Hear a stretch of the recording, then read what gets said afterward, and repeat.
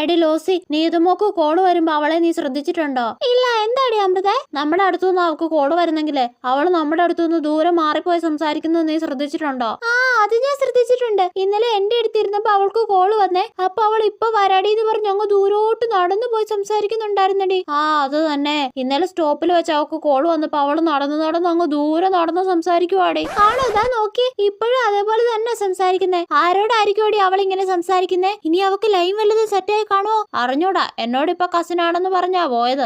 കസിനൊന്നും ആവാൻ വഴിയില്ല. എന്തായാലും അവളുടെ നടത്തം കഴിഞ്ഞ് വരുമ്പോഴത്തേക്ക് നമുക്കിത് ചോദിക്കണോടി. ആ, ചോദിക്കാം.